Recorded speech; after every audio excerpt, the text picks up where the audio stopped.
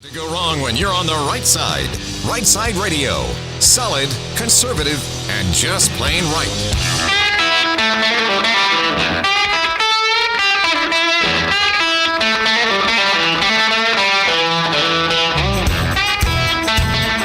Alabama's syndicated news talk leader, Rightside Radio. Phil Williams here live in the Rightside studios. Man, we got the local, the state, the national, sometimes the international. And oh yeah, like the dude just said, solid, conservative, and just plain right. Well, welcome to Thursday. Oh yeah, Turbo Thursday. Do you have a sound effect for Turbo Thursday? Do we have that? You were going to tweak it. We still got it? We still got it. It's the same one. Hit it. Could mean that point in time inherently contains some sort of cosmic significance, almost as if it were the temporal junction point of the entire space-time continuum. That's crazy. Okay. Well, It's a lot going on there. There's a lot going on. How you doing, man? You good? I'm doing good. All right. Welcome to Turbo Thursday. Yeah. Hey, we got a great show laid on for you. It is Thursday, so you know what that means. Butters and Lee at 3:30 today, so I'm looking forward to that. That's one of my favorite segments every single week. It's almost like just having friends, hanging out, shooting the breeze, but we're doing it with thousands and thousands of y'all. So anyway, Butters and Lee at 3:30 today, and then I got a triple dipper just full of stuff, so hit it, man. The Triple Dipper. 3 stories you've got to know. That's right, the Triple Dipper, 3 stories, 3 themes, if you will, that you got to know as we run today's show. So, fresh out of the box. I'm calling it military-minded. Didn't get to it yesterday, but I'm getting to it today. It's first. I'm doing it right off the bat. Even added some more stuff to it. So, number one, we're going to talk about our military, which I love, and be military-minded for a bit and give you some things to think about, some concerns, and some stuff happening. Military-minded, number 1 on the Triple Dipper. Number 2, the land down under, which may be basically the land down under has gone under. I don't know what to think about Australia. What is happening down there? I used to think of Australia as being like our twin to the south, and no, they are of a different ilk these days. At least their government is. So we're going to talk about things that have happened down in Australia and why it should be a warning to us here in the U.S. Land down under. That's number 2 on the Triple Dipper, and then number 3. To borrow a term, I believe it came from Rush Limbaugh, God rest his soul, but to borrow this term, skulls full of mush. Man, these kids on these college campuses right now, just skulls full of mush. They have no idea what they're protesting. In fact, I even have an audio clip that's going to be pretty funny later on that clearly indicates that some are out there just like swept up in the moment and they don't even know what they're doing. This is so cool. And we're going to talk about it. Skulls full of mush. Number 3 on the Triple Dipper. All right, let me jump on in here to the Right Side Way monologue, and I'll remind you guys that Southern Immediate Care, a chain of clinics that covers a huge swath of ground across our overly broad listening area. Southern Immediate Care in places like Gadsden, Anniston, Atala, 6 more locations around the Birmingham area. They are indeed the sponsors of the daily Right Side Way monologue, open 7 days a week. We'll see all ages, and we're proud to have them as a sponsor of the show. So here's the deal. There's a report out today. It's fairly fresh. It broke yesterday afternoon, an exclusive on CNN. There's new camera footage from troops who were at the Abbey Gate at the Kabul airport when the Biden administration just so recklessly yanked our military out of Afghanistan. And it seems to show in this video that there was more going on during the attack that killed 13 of our troops and over 170 civilians. The crux of the report is to say that the Pentagon investigation was misleading, that there was evidence that it was not a lone wolf suicide bomber like the Biden administration said. There is now footage off of a soldier's GoPro, I don't know why we've never seen it before, that followed the actual explosion, indicating that there was, in fact, a coordinated attack, which, right after the bombing, had multiple episodes, actually, of small arms fire. Okay, I'm still digesting the report. I don't know yet what to think of it all. The implications from it are that the Biden administration was trying to hide that more took place. Could be. But the secondary implication to the report seems to lay blame at the feet of young troopers and Marines who were neck deep in the fog of war. The report, issued now some several years later, appears to blame U.S. service members for firing their weapons and indicates that civilians were shot in the melee that followed the blast that had just killed 13 of their own. And I'll be honest with you, if this is CNN's attempt, if that's what their plan is to discolor the service of those service members, then I have a problem with it. And I would ask the editors and reporters if their intent is to defame soldiers who had just had their rules of engagement literally blown out the window when an attack killed nearly 200 people right before their very eyes. Every soldier, and I mean every soldier, goes to war when they're told with the intent of coming home as soon as they're able. It's been that way from time immemorial. And you all know, bad things happen in war, and I will never excuse criminal activity, I won't. But I do suggest that when it comes to U.S. troops defending each other in trying conditions, that we should always err on the side of the soldier who went where they were told and were knee-deep in the blood and bullets when life-changing decisions had to be made. Now, if you've been listening to this show for a bit, you know the military, particularly the U.S. Army, has played a huge role in my life. I grew up on Army installations. I watched my grandfather and my father both serve with distinction for full careers. My earliest memory of my dad is the day he returned from Vietnam. Going to war for my dad meant that he had missed 2 of my first 5 years. But he came home. Agent Orange exposure stayed with him for the rest of his days, but he lived a full life. He was the best man at my wedding. My grandfather, he served through 3 wars, entering the service at the onset of World War II and staying gone until it was over several years later. He was a glider rider, a paratrooper with the 82nd Airborne Division, which was supposedly a voluntary thing. My grandmother, though, she talks about when she received a scratchy long-distance call one day, and she could hear him saying, "Mary Frances, I'm with the 82nd Airborne Division now." And she asked him, "Mac, what's airborne?" And he replied, "I don't know. When I find out, I'll tell you." But Granddaddy spent 3 years gone, and he was gone again when he served as General Westmoreland's Corps Logistics Officer at Quy Nhon in Vietnam, the same time, by the way, that my dad was there on his second tour.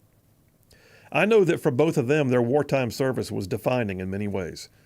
There's something intensely and sharply and distinctly defining about serving in the crucible of a war zone, and I know that some of you can attest to that personally. But like I said, they both came home, and my life was better because of both of them setting foot on U.S. soil again. In 2004, I personally did my second tour in the global war on terror. My time in Afghanistan was still very fresh when I got orders to redeploy again with my team to Baghdad. My first tour overseas had been completely unconventional as we operated as a small independent special operations element out in the middle of nowhere. But in 2004, I was back to big Army, high and tight haircut, serving on a FOB in central Baghdad attached to an infantry battalion. My host unit changed a few months in, and I wound up being with some of the finest men that I have ever served with during one of the most heated times of the Shia militia uprisings. Our FOB was rocketed and mortared on a regular basis, and the battalion staff once tallied up over 120 rounds of indirect fire that landed in and around our perimeter in a 5-day period. We lost several good men, but their loss never stopped us from rolling out the wire to do what was needed. One of the earliest car bombs in the war went off next to my convoy just across from the green zone. It had a devastating effect. We saw crazy things happen. We laughed a lot because the jokes just seemed funnier over there somehow. We griped about the food, the heat, and the missions. We griped about how long we were going to be there and how out of touch our higher headquarters always seemed to be. The same kind of gripes that soldiers have had since soldiers were created. And we took care of each other. And we would have done anything for each other, and no amount of griping or complaining could ever cover up the fact that unit pride was a real thing. But we all wanted to go home. We wanted to go home whole, intact, and together. And then the day finally came that my relief team came over. And man, they were just like newbies. Uniforms were fresh, their boots didn't look a bit scuffed, and they were just wide-eyed. And we felt like we had been there for 10 years, like we were seniors looking at freshmen. I sent most of my team home soon thereafter, and one of my best NCOs stayed with me to train the new guys. And we showed them everything. We took them everywhere. We told them things they didn't want to hear. We rolled our eyes when they stumbled, but they were catching on. And then came the word that a major operation was planned for one of our worst sectors. At a place in central Baghdad where the slum of Sadr City joined the almost slum of Adamiyah, we were participating in a cordon and search operation that lasted throughout an entire night. It was early November 2004, and the air in Baghdad had finally reached a seasonal coolness. 2 companies of infantry, some light and some mechanized, surrounded a whole neighborhood, and we went forcibly door to door. With Apache gunships flying figure eights on a station at rooftop level, we kicked in doors, we did what troops do in an urban setting, and we did well. The element of surprise and the professionalism of the troops met with the capture of 7 insurgents and some weapons caches. And right as the sun was coming up, I walked back to the center of the perimeter, and there was the battalion command sergeant major standing next to his up-armored Humvee. And I'll never forget him looking at me and saying, "Hey, sir, I guess you get to head home now." And it hit me that this all-nighter that we just did on the streets of Baghdad was my final mission. And he said, "You want a cup of coffee?" And he reached into his vehicle, and no kidding, he pulled out one of those old-school green Stanley thermoses, and he poured me a cup of coffee in the silver lid. It was the best cup of coffee I have ever had. The absolute best cup of coffee I ever had. I've had some good coffee in my time, but man, I'm going to tell you right now, nothing beats that one. So yeah, going back to that report from CNN, troops come home. They should be allowed to come home with honor. I question the decisions of the higher-ups, the Biden administration, the Lloyd Austin, Mark Milley Pentagon. I question them a lot. But when it comes to decisions made under fire by troops who are in harm's way, my default is to err on the part of the troops who just want to know that what they did and what they had to do and where they were and when they were there was on purpose and with intent and with honor so that they and their buddies can come home. And yep, best cup of coffee I ever had. That's a wrap for the Right Side Way. Yeah, I'm going to tell you right now, I have thought about that multiple times, and I've had some gourmet coffees, and I've had, the opportunity to grind the beans fresh and make my own. But I'm going to tell you right now, when Sergeant Major poured me that cup of coffee from an old green thermos that looked like it had been around the world 2 times, right there in the center of Baghdad at my end of my last mission, best cup of coffee I ever had. Phil Williams, Right Side Radio. Y'all stay tuned. We'll be right back.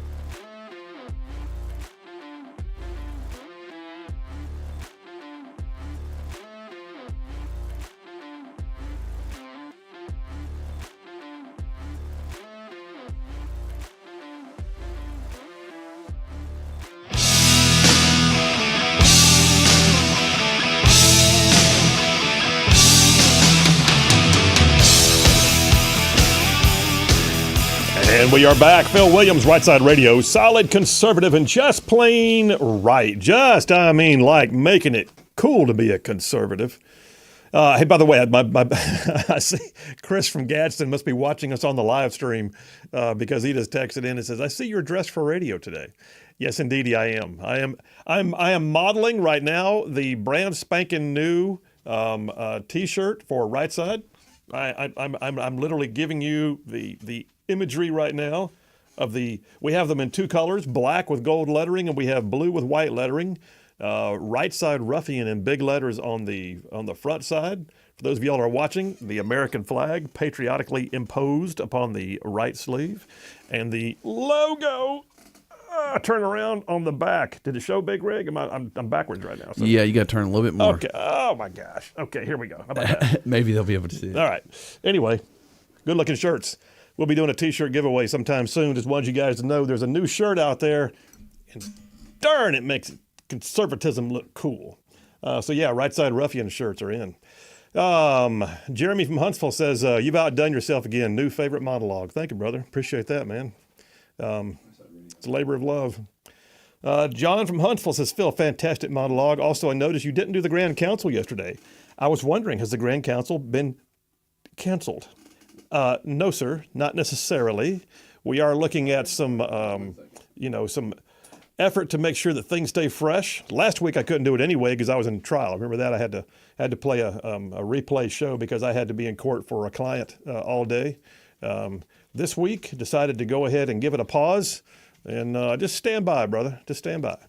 Cody from Somerville just texted in and says, Cody, Somerville, Iraq 04 and 05, my first deployment with the 431 Infantry 2nd Brigade Combat Team, 10th Mountain Division. Appreciate you and Big Rig service. Love the show. Cody, love you back, man. Thanks for your service. Get her done. I got a call on the line? I do. All right. Sparky from Harvest. Hey, brother, how you doing? Hey, enjoyed the monologue. Thank you and your father and grandfather for service. I wanted to brag on my granddaughter. She's going to graduate high school in less than a month. We're going to go down to Florida and visit, and she just raised her hand and pledged an oath. She's joining the U.S. Navy Reserves. Outstanding. And I'm pretty proud granddad. I got the little sticker on the back of my van already. That's just awesome, man. See, you're already toting that bumper sticker around, huh? Oh, yeah, I ordered it the minute I heard. Well, I know you're an Army guy, but having a squid in the family ain't all that bad. No, not at all. Not at all. Well, that's good. What specialty is she going to pick up? Well, she was aiming to go into a medical field, technology, or medic, and they're still waiting to hear if that's going to be so. She's going to be going to nursing school when she gets back to Florida. So good that's the direction she's headed. Unlike me and her mother, my daughter, she doesn't faint when the needles come out at the lab. Listen, man, we had my team in Baghdad. Every one of us had nicknames, and one of our guys, his nickname was Needles because every time we had to get shots, he passed out. Yeah. I was that guy back in the Army when we would do the pre-deployment exercises in the big gymnasiums or whatever. They had to assign another guy to follow me around and catch me. You know, he had to be a catcher. You'll do acrobatics in a rotary wing aircraft, but the needles get to you, huh? Oh yeah. Well, I'm almost 65, so I'm a little better now. I tolerate it, but I sure didn't have any control over the fear back then. All right, man. Love you. Thanks for your service as always, and thanks for your granddaughter's service. Yes. Okay. Bye. Thank you. That's just cool. I love next generation. By the way, that's still one of the things that frustrates me the most. You know, I said I don't mind calling out the leadership. Secretary of the Army, Christine Wormuth, is a chucklehead, in my opinion. She made the announcement that she did not see the value in having what she called generational or legacy service. In other words, dads or moms whose kids wanted to go in, or in Sparky's case, grandkids who wanted to go in. Why? Because she said, we don't want to create a quote-unquote warrior caste. I look back at that now and think that's the stupidest thing I've ever heard, because what you want, literally what you want, is you want a military service that is just so empowering and so inspiring that the next generation watches their moms and dads and aunts and uncles and brothers and sisters do it, and they go, oh man, I want a piece of that. And you create those legacies because they see something worth being proud of. So yeah, I don't get it. But congratulations to Sparky. Glad to hear about your granddaughter. Keep us posted on how she does, because I feel certain, based on her genes, she will do well. I can tell you one of the proudest moments I had was, pinning jump wings on my son. That was cool. They actually had, and by the way, they had a second generation jumpers ceremony. So at airborne school, I was there in uniform, which was also cool. I've got a picture of it on the shelf at home. But I went, and they called out all the second generation jumpers, and we had a special pinning ceremony just for them. And then everybody else got their wings too. Very cool. Very cool. Good day. All right. Lots more where that came from. Phil Williams, Right Side Radio. Y'all stay tuned. We will be right back.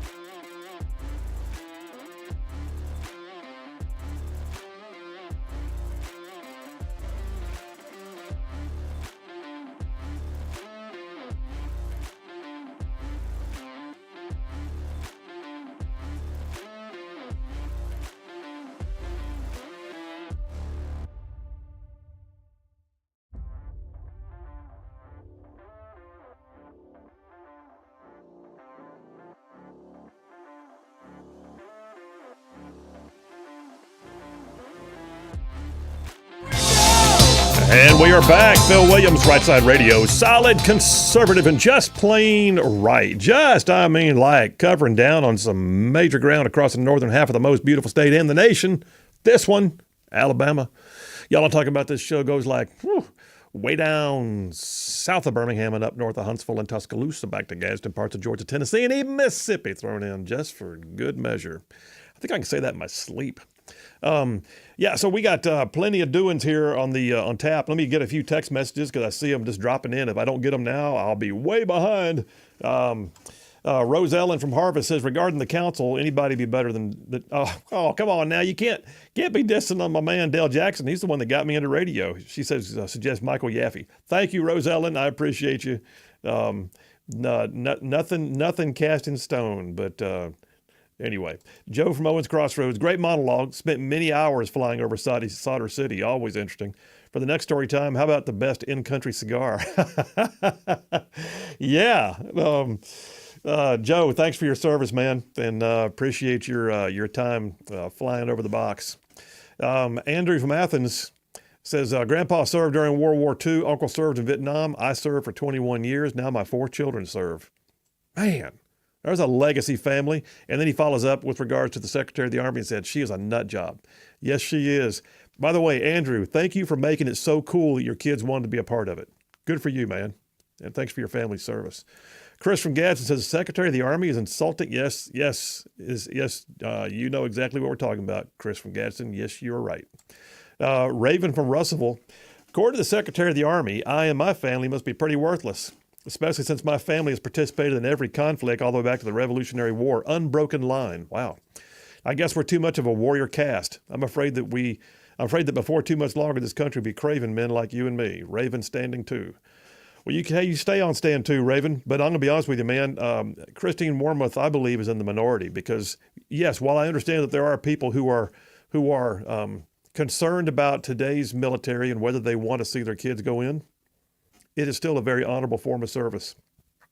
And I think we're going to wind up being okay as soon as we can get the new commander-in-chief and a new administration. Marcus from Huntsville says, proud member of the warrior caste. There you go. My 2 grandfathers served a combined 9 years in the Army, but that's the only military in my family to speak of other than myself. My wife's family, however, has a combined 150 years of service. Wow. 3 generations, including spouses. My first 2 tours in Iraq in 03 and then 05 were with 1st Armored Division. There you go. 2nd BCT. 6th Mechanized Infantry Regiment, Gators. Said, I appreciate you and Big Rig's service, and I definitely appreciate the previous generation's service because they afforded us the opportunity to fight for other people's freedoms instead of having to fight for ours they did. Go Army. Yeah, man, listen, by the way, just so you know, when I first got to Baghdad, Marcus, I was with 1st BCT, 1st Armor. And then transitioned to a new battalion under 1st Cav when 1st Armor rolled out. Anyway, appreciate you, man. Thanks for your service. Ken from Rimlap. Say, Phil, you were stationed at Fort Hood? No, I was not. My son was, though. I said, I was with 1st Team in the early 90s. Ken from Rimlap. Thank you for your service, brother. Thank you very much. Jerry from Decatur. This ma'am wants, what is she saying to me? Jerry, the Secretary of the Army, I guess. Says, the Madam Secretary wants happy and gay. Reminds me of Hillary sitting there with her hands over her mouth when watching a live feed taking out bin Laden. Airborne. Appreciate you, Jerry. Airborne. And then Devin from Brownsboro says, I would prefer generational men and service women as opposed to some of the indoctrinated high school kids I see signing up now. What's your philosophy? Devin, you are on it, brother. Now, I do believe, though, too, some of those chuckleheads on the campuses that are protesting, send them to boot camp. See how they do. It might change their perspective on life. Just saying. And by the way, while we're just doing all that, Big Rig, thank you for your service. For those who don't know, he was a F-16 Air Force mechanic, right? Yep. Cool. Yeah, it was really cool. Made him go fast. Yeah, I know rocket science. All right, jumping right in. That's a great segue. You know what? Gary from Decatur just texted in about the first story in my hands. He says, if the story of the troops in Niger ever gets media attention, I'm sure that will affect enlistments. Jerry, I hold in my hot little hands a copy of that story from the Army Times today. Dateline April 24th, so yesterday afternoon. No final decision on withdrawing U.S. troops from Niger and Chad. And so if you didn't know, Yeah, we have.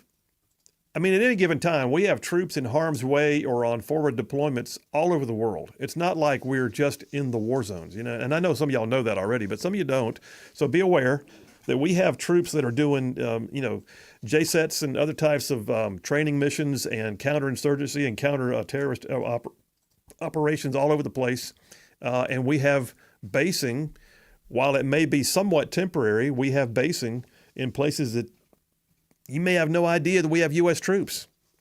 So right now, we got like 1,000 troops in Niger, in Africa, believe it or not. Part of AFRICOM's mission to, help quell some of the violent extremist organizations that are operating in what's known as the Sahel region in that part of Africa. And it's not good right now. It's not good because the Biden administration has made such a debacle of foreign policy. I mean, think about this. Find me a place on the world stage where we are not having to crawfish or try to make up lost ground or repair a relationship that shouldn't have to be repaired at all. It's everywhere. It's in the Pacific region. It's in Africa. It's in Europe. It's unbelievable. In Niger, there was a coup most recently.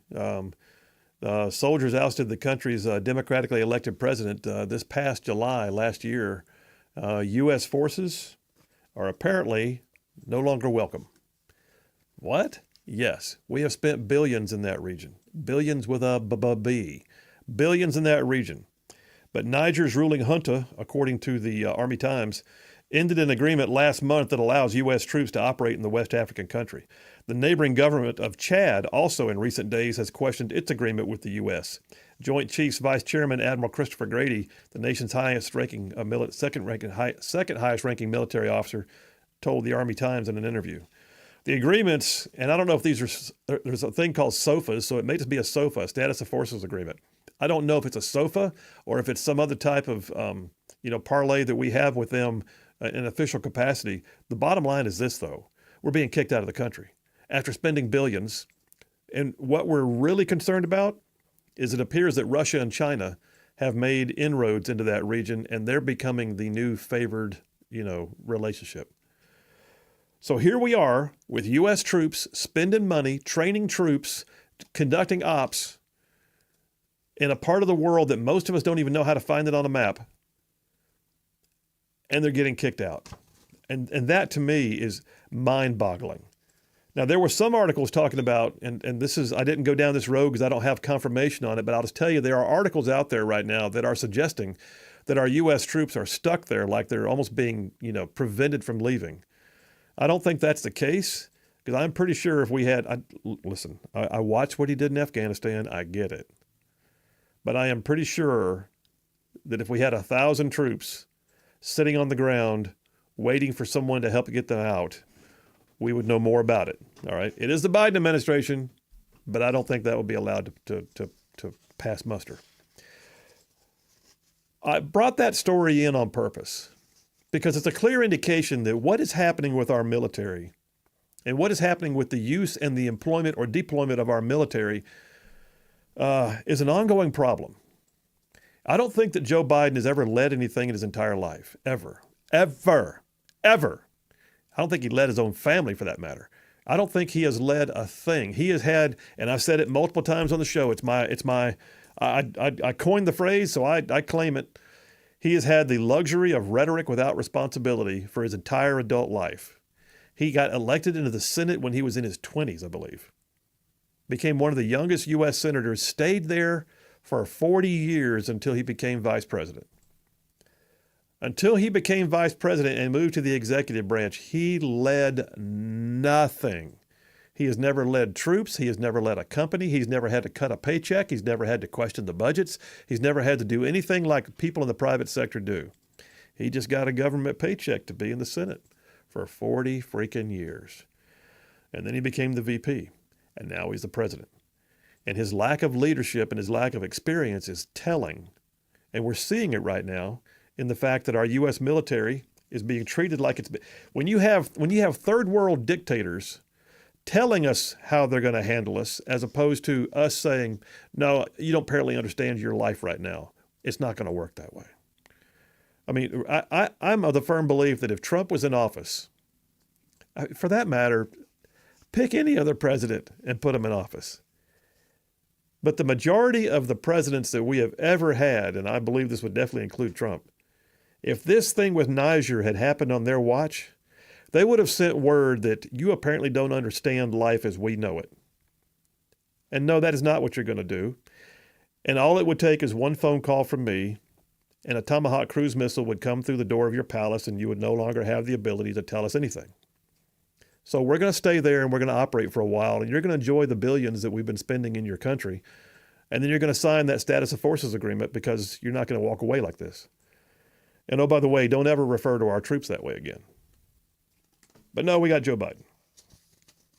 So a new report came out that I'll tell you about right after the break. But for the second year in a row, the Heritage Foundation, which is one of the most respected think tanks, at least on the conservative side, one of the most respected conservative think tanks in the nation, the Heritage Foundation, in their department that deals with military and American foreign policy interests, they have done an annual report called the Annual Index of Military Strength. It's where they go through and this year is a 664-page report. I've got a copy of the executive summary that's summarized by Fox News. But y'all, it ain't good. 2 years running, they have ranked our military as, you ready for this? Weak, with a capital W. And that is, by the way, not a partisan thing. They go through with the analytics and they tell you the whys and the wherefores, and they give you, references as to things like their current obligations and their capacities, and whether or not they have the ability to meet current mission for recruiting, and what's going on with weapons and the aging of weapon systems, and they come up with their conclusions. We'll take a break right now. When we get back from this break, I'll tell you what the Heritage Foundation just said about our U.S. military in a report that came out in the last 60 days. And it ain't good. Phil Williams, Rightside Radio. Y'all stay tuned. We'll be right back.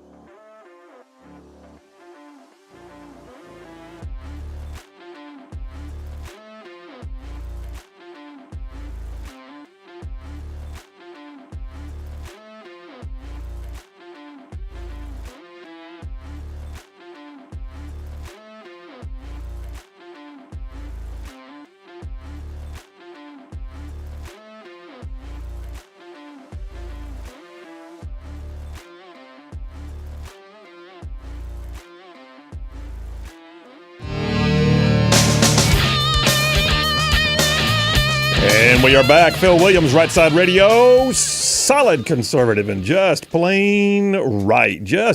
Like making common sense like a superpower. I got a story here on military.com. Doing number one of the Triple Dipper here and calling it military minded.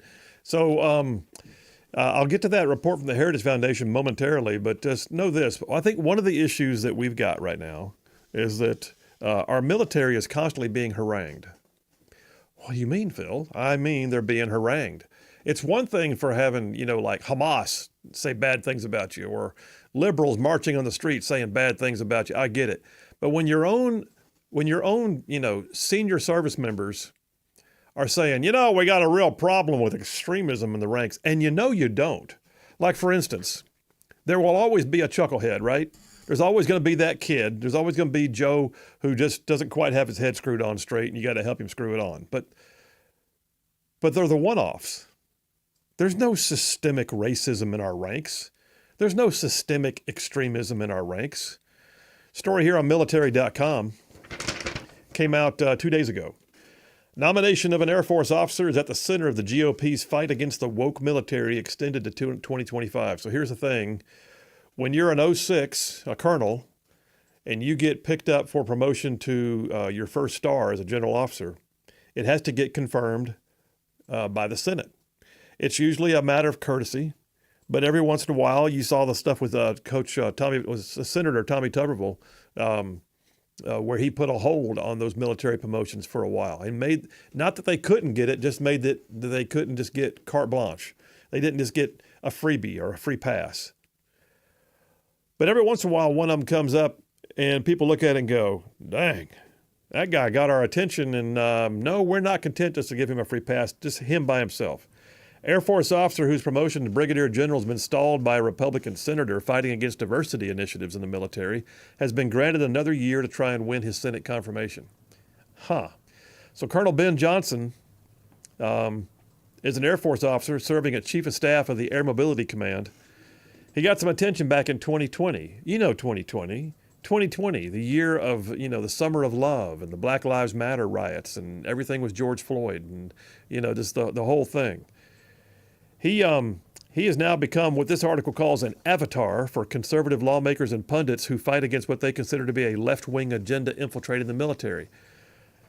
Get this, an active duty officer as an 06 wrote an op-ed that was published in the Air Force Times in 2020 in which he called upon all of his other fellow white colonels to recognize that, quote, we are largely blind to our institutional racisms and we take offense to any suggestion that our system advantaged us at the expense of others. Shut up, man. Don't give that guy a star. He just basically wrote an op-ed that was published for the general public insulting the entire rank structure of the military, calling on his fellow white colonels to recognize that we are largely blind to our institutional racism. Institutional racism is a buzzword for we're all racist and we have privilege. And I'm just going to tell you right now, I have never seen that. Never seen that. Have I seen the occasional chucklehead who I thought did a bad job? Yeah. Have I seen the occasional individuals who I thought had a chip on their shoulder or maybe had some predilections on, behaviors in their off duty that I didn't think were wise? Yeah. Have I ever seen systemic racism? No. And I guarantee you, all you out there who have been in green suiters or currently are, you haven't seen it either. But this guy wants his star. It's getting held up. And I'm saying, good on him. How about you hold it up for a while longer? Like, I don't know, maybe never. That's the kind of crap that we don't need. That's the kind of leadership that's not leadership. Well, I believe that I did lead. I called upon people to recognize things that they didn't want to think about or hear. Maybe because they weren't there, sir, and you were pandering. You were pandering hard. You were pandering and you were looking for that star, and you thought, here's a quick way to get it. I'll go out there and be the guy. And I'll say all the DEI, CRT stuff, and they'll know who I am then. Yeah, they know who you are now, buddy. And guess what? They're putting a hold on you. So in the middle of recruiting, I do have this. I mean, it's encouraging. In the last 4 days, Federal News Network says the Army and the Air Force are optimistic about their recruitment, but the Navy is falling behind. For nearly a decade, it says the Army's not been able, it's not a decade. Boy, they are trying to rescue. They're trying to rescue the Biden administration. For nearly a decade, we've had a real problem. No, actually, you haven't. There may have been times when it was slow, but dude, nothing like right now. Let me combine this with another article. I'll combine it with this one. Fox News, February 27th. The U.S. Army is cutting its force structure by 24,000. This is not good. So, because they can't meet mission, the Army is going to cut the number they have to recruit to meet mission. And then they're going to come back and go, we are now optimistic about meeting mission. Well, yeah, you lowered the bar. I mean, what did you think was going to happen? Well, we're pretty sure we're going to meet our recruiting goals now. That's because you cut them in half. They were off by 41,000 last year. 41,000 short. But they cut it by 24,000 this year. Oh, that's good. That'll help you in the numbers. I'll tell you more about this, and I'll get to that study that came out from the Heritage Foundation right after this. Phil Williams, Rightside Radio. We will be right back.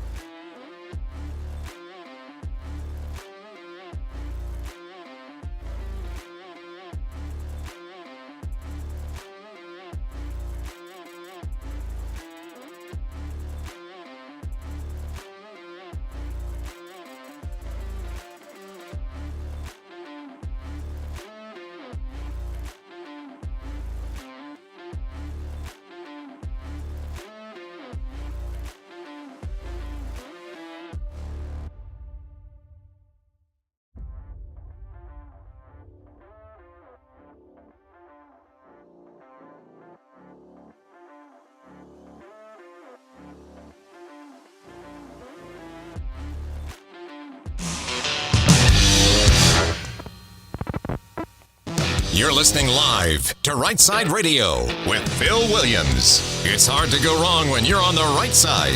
Rightside Radio. Solid, conservative, and just plain right.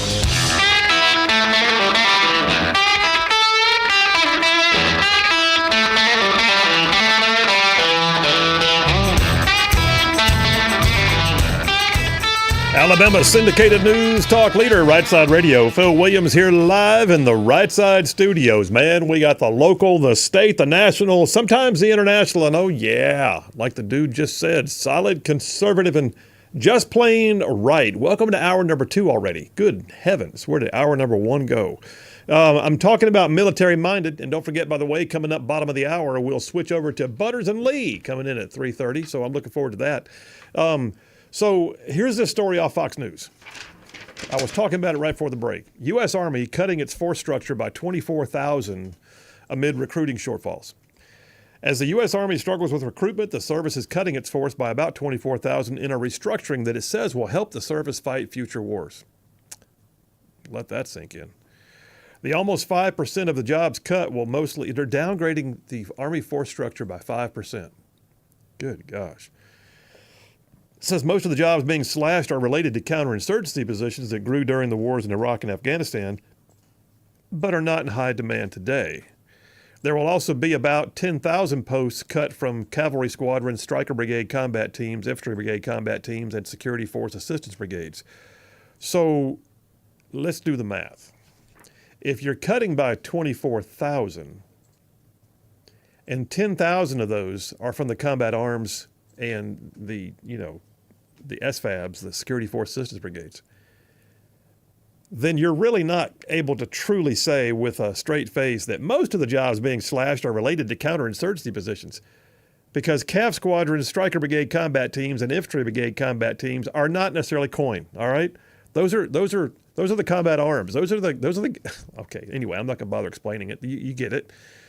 It says the Army is currently overstructured. Whatever. Despite the cuts, the Army said it's looking to add another 7,500 troops for other critical missions, including air defense and counter-drone, which I get. We need it. I get it. And 5 new task forces around the world with enhanced cyber, intel, and long-range strike capabilities. Okay.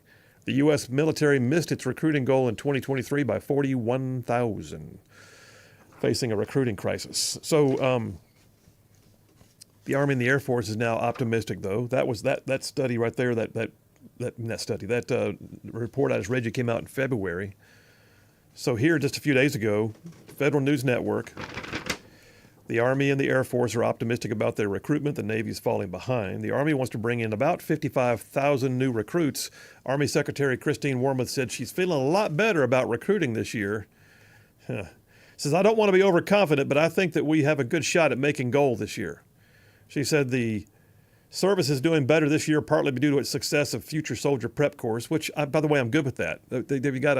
I recognize that there might be limitations that some have faced that can be overcome given the opportunity. And so what they're doing is they've got this prep course in that if you come in and you don't make weight or you don't make PT, physical training, then they'll send you under contract to a almost like an assessment and selection kind of thing, but they'll spend time with you, building you into what you need to be able to go to basic training and start.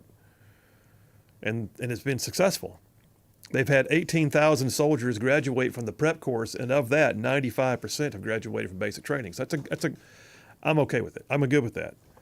But she says there's an academic track for young people who haven't quite scored high enough on the tests that we use, and then there's a physical track if you're not quite within the body fat standards. Young people can take one or the other. We've now expanded it. We can take them in parallel. Look, what they're doing is they're saying, if you spent your entire life playing Game Boy and you didn't have great grades, then we can work with you, but you're going to have to work. I'm good with that. Still, the Army set a lower goal for itself this year. In 2023, the goal was to bring in 65,000 new soldiers. Earlier this year, the service decided to bring down its authorized troop strength. Yep, they sure did, 24,000. And then it goes from there. So here's the thing. What else have I got in the stack before I do? I will tell you this, though. Big Rig, you still have time if you want to get back in, just so you know. The Air Force is raising its age limit for recruits to 42. You can be 42 years old and get back in. Nice. I'm just saying. Hey, Apparently, I passed that bar a long time ago, but nonetheless. That's probably Charlene texting me right now saying, don't do that. Says the Department of the Air Force expects to add about 50 more recruits per year after lifting its maximum age limit for initial accessions to 42. would I have to go to the basic again? Nah, dude, man, they give you credit. Sure, it'd be great. Come on, sign up. What do you want to do? You want to be a Green Beret Special Operations Agent Orange guy? You can do it. Huh. I don't know, man. I don't know what the standards are. Yeah, I mean, surely they'll give you credit for what you've. Of course, it's been a few. It's been a long time. Yeah, it's been a minute since you were in. Yeah, they might have to do like a refresher course. They don't even have F-16 mechanics anymore, do they? I don't know. Probably not. They're on to something new now, right? Yeah. The maximum age limit is 42 for the Navy and the Coast Guard, 39 for the Army with waivers, and 28 for the Marine Corps. 28. The Marine Corps is like, screw y'all, we're taking young guys. They do have waivers for like positions like healthcare and ministry because it's okay. But anyway, it's getting mixed reactions. You can imagine, and there's also financial incentives. You can get college loan repayment. You can get enlistment bonuses. There's all kinds of things they're doing trying to up the game on the recruiting, and they need to. God, they need to in a big way, because of the report that I've been teasing you about for the last 30 minutes. So the Heritage Foundation does an annual index. For the last 10 years, they've done this. They just came out with the 10th annual index of military strength. They released it in January of this year. For the second consecutive year, the study has now ranked the U.S. military as weak and warned that a lack of action could leave the armed forces incapable of defending vital American interests. Oh, man. So here's the deal. The article I've got here from Fox summarizes the 664-page report. Says that it paints a dire picture of the state of the U.S. military with its current posture being rated as weak by the index for the second consecutive year. Here's a quote. You ready? Quote, the current U.S. military is at significant risk of being unable to meet the demands of a single major regional conflict. Used to be that the concern was, can you do a two-front war? Now they're concerned about a single major regional conflict. Pictured like if Ukraine went nuclear or NATO got called in and we had to send troops there, could we sustain it? While also attending to various presence and engagement activities. In other words, they say, we can't sustain current ops if a major regional conflict also kicked off. The report rates each branch of service in its strength and capacities, capabilities, and readiness, rating the branch power as either very weak, marginal, strong, or very strong. The Air Force rated as marginal in both capacity. Sorry, Big Rig. Marginal in both capacity and capability while weak for readiness. Not good. The Navy came in as very weak in capacity, marginal in capability, weak for readiness, for an overall combined weak rating. The Army did not trend a lot better, it says. The report found that the Army comes in with weak on capacity, marginal on capability, but very strong on readiness, which is interesting because their recruiting's down, resulting in an overall rating of marginal for the U.S. Army. Heck of a thing when I'm proud that my service won the whole deal by being marginal. What about Space Force? They doing anything? Space Force came in about the same as, where is it? I got it right here in the article. Space Force and the Army came in about the same. Yeah, they did. They came in marginal. And then the point that's made here, in just 2 years, the active duty Army has shrunk from 485 to only 452,000 troops.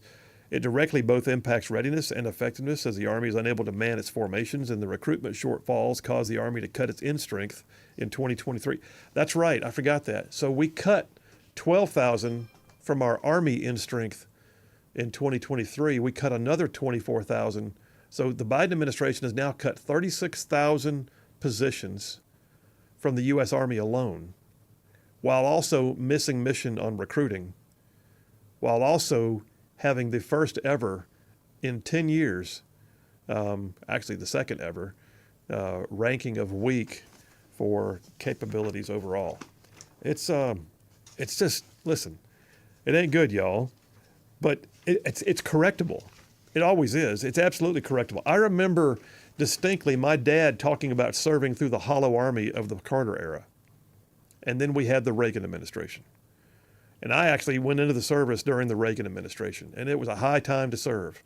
And it wasn't because we were out there fighting wars and going places, and there was a different level of esprit de corps. There was a different level of pride in what we did. There was a different level of funding and effort to make sure that the military had what it needed to do its job. And there was also, by the way, a different sense that those who were in charge cared. It was a whole different day. And my dad and some of y'all out there served through that hollow year, those hollow years of Carter. And I say it all the time. It took a Carter to bring us a Reagan. It did. It took a Carter to bring us a Reagan. And I'm just praying right now that it's going to take a Biden to bring us the next version of Reagan. And at this point, right now, Donald Trump is the nominee. And I'm just praying that he has the opportunity to serve and to make things proud. I will say this. The report that I've got here in my hands from Heritage ends with this. It says the military's weak rating comes at possibly the worst time in recent memory, with the U.S. facing multiple crises across the globe. Russia's continued war in Ukraine, the fight against global terrorism, increasingly hostile postures by Iran, North Korea, and China. And according to the report, China, Russia, Iran, North Korea, and other non-state actors all pose a high threat to vital U.S. interests. Anyway, it's being military-minded. I do believe we need a change in leadership. I think that rank and file is still made up of good young troops and officers who will get the job done if called upon. But they need leadership, and they need somebody out there who's not going to be blaming them for things that are, social agendas, so to speak. Let's get back to the business of fighting wars. Go places, break things, win, and come home. That's what it's about. All right, folks, we're going to take a break right now. I'll come back and I'll get a whole bunch of your text messages because some of y'all are some texting machines. And then coming up, bottom of the hour, Butters and Lee. Y'all stay tuned. We'll be right back.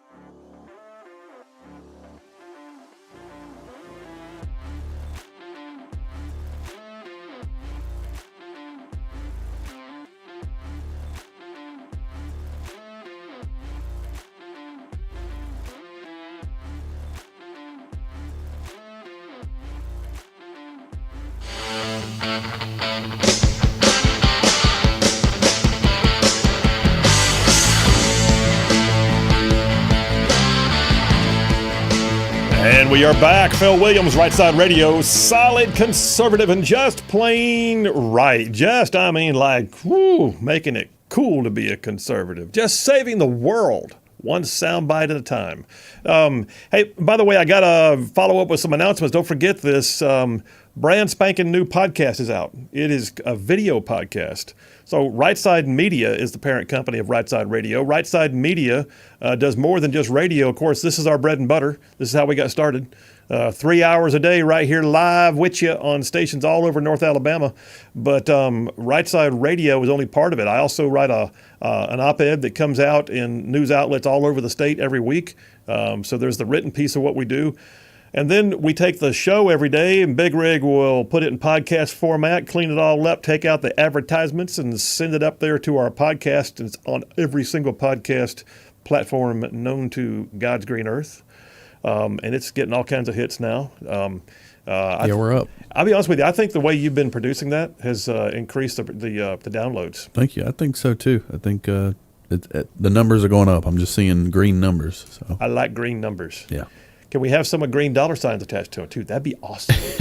And then the other thing we just did, though, this week, just rolled it out. Press release went out on Monday, and it got picked up by several news outlets. There's a brand spanking new video podcast, the first in what we believe will be a series of several podcasts. This one's called The Right Philosophy, and The Right Philosophy is available for you on our website. Go to rightsideradio.org.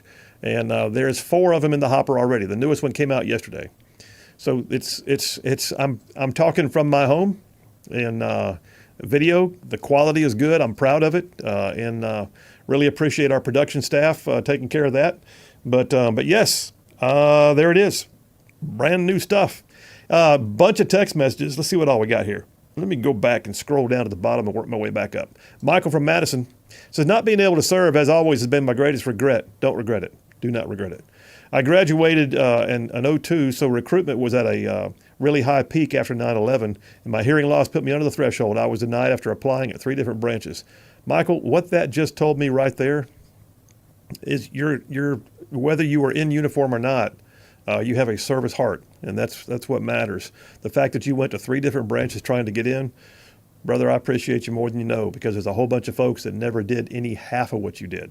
So thank you. Stay in the fight, Michael. Part of it's the heart and the mind, brother. Steve from Tennessee says, we are now taking woke ideology with our military everywhere we go, pushing it. Many sane cultures want us to take our woke world and leave. Wow. Steve from Tennessee. Grandma Wanda checked in. Grandma Wanda, how are you doing? She says, military family. And then she says, was Jay in the 101st? I don't know if she's asking me, maybe she was asking about Jerry from Decatur, because he always says airborne but anyway, Jerry from Decatur, I believe, was in the 82nd Airborne. But if you're talking about a family member of yours, Grandma, thank you for that. Jeff from Indiana says, Phil, I beg to differ with you. There's a lot of extremism in today's military, and it's all at the top. Well, okay.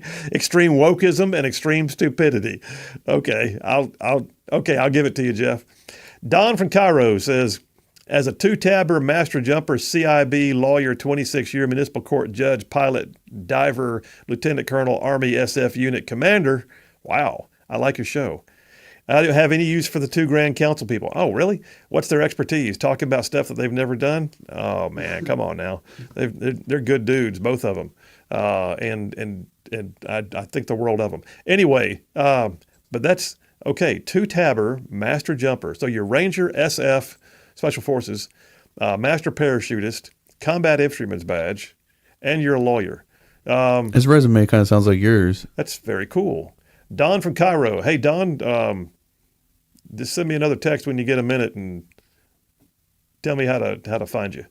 Brian from Decatur says, this is a question related to all the topics being discussed. If President Trump is convicted of a felony in New York, which I think everybody believes will happen, even if he's 100% innocent, does that mean that Biden just gets an uncontended win for the presidency?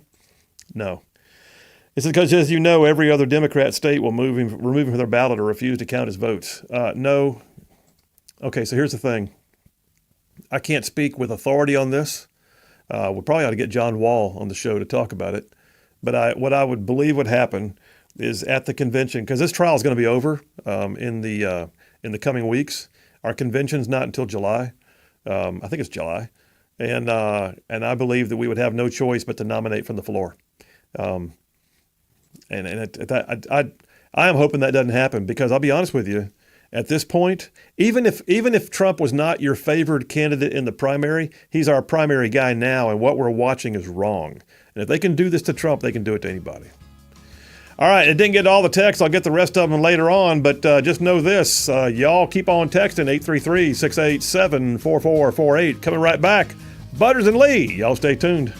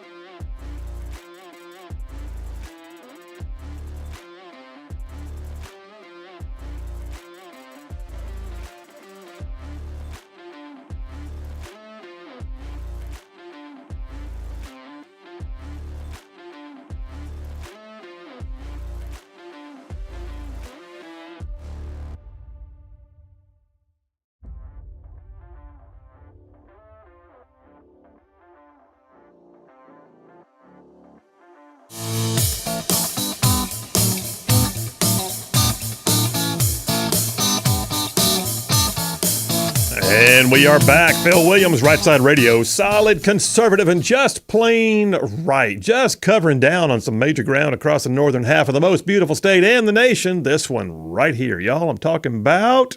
This show goes like way down south of Birmingham and up north of Huntsville and Tuscaloosa, back to Gadsden, parts of Georgia, Tennessee, and even Mississippi, all thrown in just for good measure. All right, one of my favorite times of every single week, we get together with some people that just are just like blessings. We like to call this a round of Butters and Lee. All right, let's check the sound because I got them both on the line right now. Butters, is you with us? Yes, sir. I sure am. How are you today? I'm good, man. How you doing? Oh, can't complain. You sound like copacetic. Like, are you over there like sipping green tea and just having a chill day? What's happening? Just hanging out in my home. Well, we're glad you're here, the dude. Sweet sultry sounds of the microphone. Yeah, man. All right. Also dialing in from the burg of Huntsville, Lee from Huntsville. Are you here? I am. I love that you said copacetic. That so makes you Gen X like me. Totally copacetic, dude. Like, wow. All right. So here's the deal. You know the thing. I'll tell the audience again, just for a good measure here, that I asked them questions for a while and just see what they think about stuff. But then they flip the script and ask me questions. Here's my first question. Just with fear and trembling. Wait for it. You ready? You're watching the evening news, sitting there on your couch, copacetic, watching the evening news, and you see that the same college that your own child goes to is having some of those pro-Hamas, not quite so peaceful protests on the campus where your child goes to school. And then suddenly you see on the news that your own child is one of the protesters. My question, what do you do? Lee, you first. Well, take a deep breath, and then I'd call them and tell them how much their mama loves them, and, but that if they were going to participate in these type of activities, they're going to have to pay for college on their own, and that I would not be writing checks to institutions or to children that support Hamas or these ideals. It's okay to make other students feel threatened and uncomfortable being on campus. Well, I'll be honest with you. You came across far more measured than I expected. I was waiting for you to say something like, you're going to rip a whole new can of something. Just saying. Well, I mean, they already know that. I mean, my children know where I stand, so they would know what a disappointment that would be. And none of my children would lean in that direction. But, they're adults and they can think as they like, but I sure as heck don't have to pay for it. Okay, there you go. All right, Butters, you're watching and you see your own child protesting in favor of Hamas on TV. What do you do? Well, this hits home because I got my oldest is about to graduate high school here in a few weeks. And so, she's not pro-Hamas though, right? No, not that I'm aware of. And I guess that would be the first thing is hopefully I wouldn't be as surprised as child doing that now. But okay, so if that happened, I'd be in the car on the way there. Number one, why'd you let yourself get on TV and get all over the internet, you idiot? But yeah, I mean, to echo Lee, I mean, I'm not going to pay for you to go, be involved in stuff like that, and we're going to have some long conversations, not necessarily just about the pro-Hamas, but the unruly, the out of control protests. I mean, there's a right way to voice your opinion, and there's a horrible way to voice. Well, I completely agree. And I watch this, and I think, okay, what would I do? Well, and I can remember, like, when you're talking about paying for things, I remember when my son called and said, Dad, I want to join a fraternity. Okay. And he said, it's going to cost X amount per month. And he kind of waited, and I said, okay. And he said, well, I mean, like, I would need help with the fees. And I said, well, here's the thing. I'm going to give you X amount per month like I do, and I'll increase it slightly. After that, you're going to budget. I'm not going to pay your bill for you. I'm going to send you money, and you're going to have to pay your own bills. And then if you can't live within those means, either A, you're not going out to eat, or B, you're going to be in a fraternity, but you can't do both. So you have to make the decision. So I would agree with y'all. I think you teach them the lessons about what you're spending money on. All right, so let me ask you this. What if you got the call like Ilhan Omar did, and it turns out your child not only was protesting on campus, but lost a scholarship and got kicked off campus? Now what, Lee? I would tell them that this is called getting bit slapped by life because of your poor decisions, and that you need to now plan on what school you're going to try and get into, be it somewhere local or community or something, to continue your education, or you're going to get a job and you're going to work and you're going to pay rent to me. The pay rent to mom things. What about you there, Butters? Well, the last thing I would do is want them to go be involved in any further academia, because clearly that seems to be a broken thing, and they're not able to think for themselves. So there'd be no discussion of finding another school. I would agree. Okay. All right. You made your bed. I would agree. Get on with life. I think you guys both nailed it. I mean, I literally, I think the three of us, if we had kids, you know what though? Luckily, I think all three of us are pretty proud of the way our kids have turned out, and we don't expect to see this happening. So there's that. By the way, I will say this: the one campus that I've seen that really made me proud was Florida State. When protesters tried to set up their tents on Florida State's campus, they just turned on the sprinklers and didn't turn them off.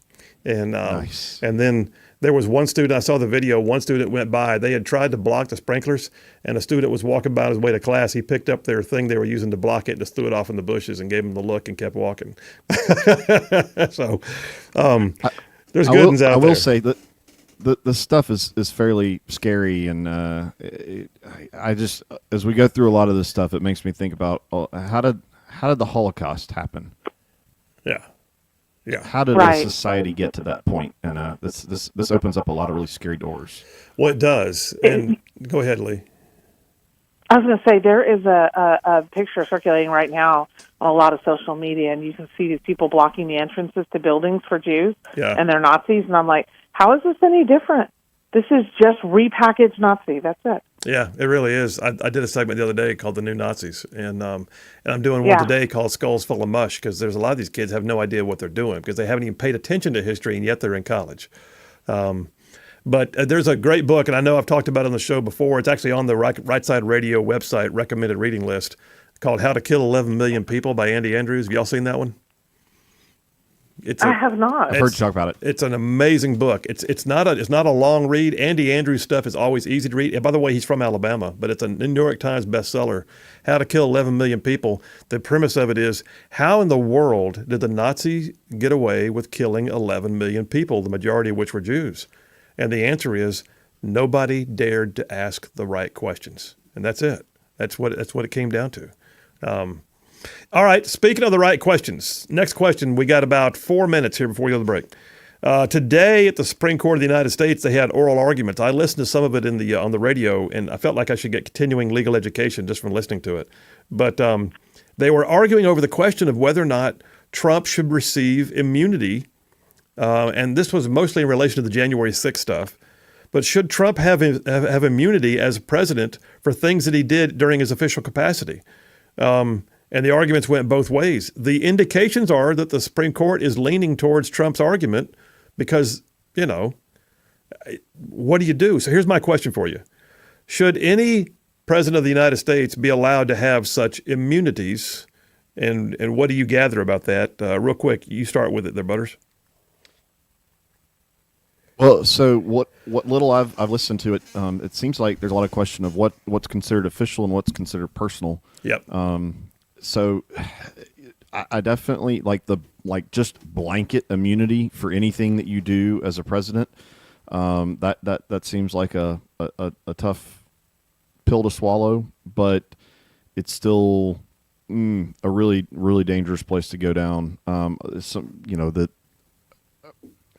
he's got a second guess, or she, whoever the president is, got a second guess every decision that's made. So I don't know. I'm curious what's different now than what's the last couple hundred years. So it seems like a. Lee, what do you think? debate? Yeah, you have to have immunity because if you don't, there's always collateral damage in any type of activities you're doing. Say you're bombing a terrorist overseas, the president has to sign off on that. And, if it's a big enough mission, I guess, and what is he going to get then, they're going to charge him with murder. I mean, it's just, it gets too convoluted. And if Bill Clinton can do what he did in office and not be prosecuted, yes, you have to give him immunity, sadly. And then there's the process of impeachment. We already have a way to handle this if they're in office and commit high crimes or misdemeanors. And, there's a way for us to handle that already. So, yes, I think they should have immunity.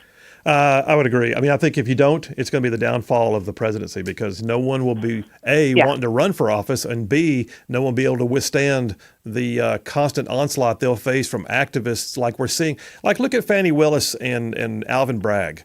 I mean, just those two alone and what they're trying to do to Trump is just unbelievable right now. What would happen if, and by the way, I don't think for a second that we would not have people on the right side of the aisle trying to do the same thing, because we got some crazies, I know we do, and they would be out there saying, well, then I'm going after Biden for what happened at the Abbey Gate in Kabul, Afghanistan. They would do it. And then we would never have a presidency that could operate because it would be in constant fear of being, sentenced to life in prison.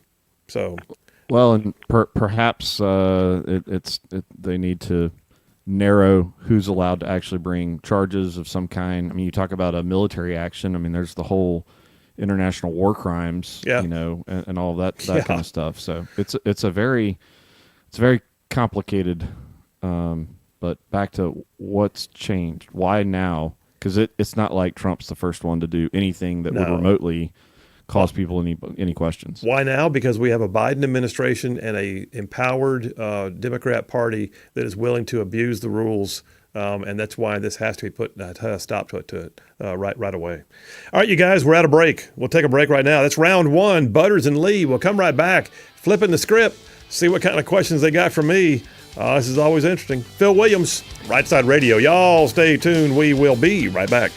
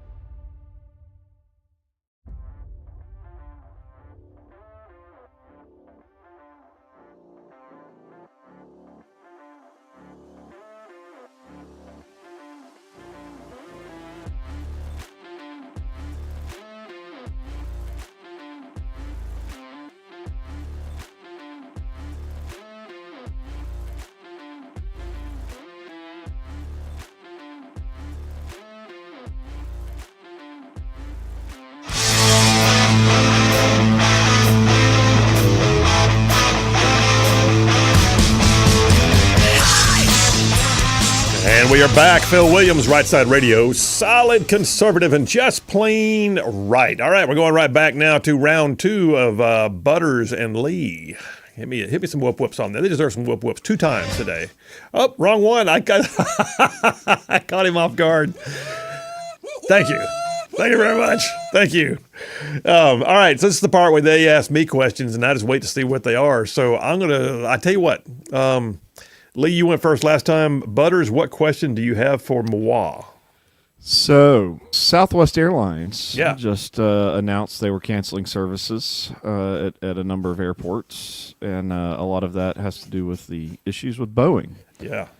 Clearly, Boeing is becoming a bit of an unusually high rate of mishaps and issues, systemic issues, it would appear. Boeing tied up on the military side. There's not but basically plane manufacturers out there to service.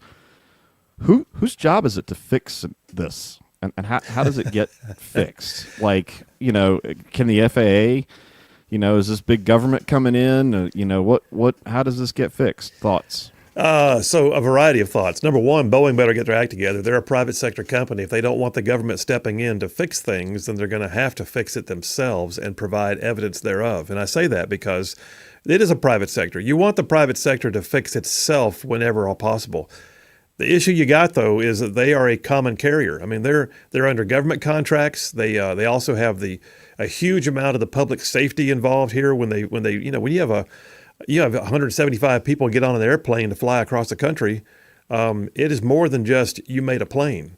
You got 175 souls on board, and so here my anticipation is, if Boeing does not get their act together like real quick and provide clear evidence that they have done so and what it took to get there, then I suspect the FAA is going to have to step in, and then all of a sudden Pete Buttigieg is going to be in their business. And I mean, if he's paying attention, I think he's too busy out there trying to get electric vehicles started. But nonetheless, I do think that the government will have to take a role because the life, limb, and property is involved. That's my thought anyway. Good question, man. I didn't see that one coming. All right, Lee, what, pray tell, do you have from Mwa? That just got me thinking. You think he's out there trying to invent electric planes? I have no doubt. You never know. He's riding his bicycle to the airport to get on his electric plane. Yes. Yes, exactly.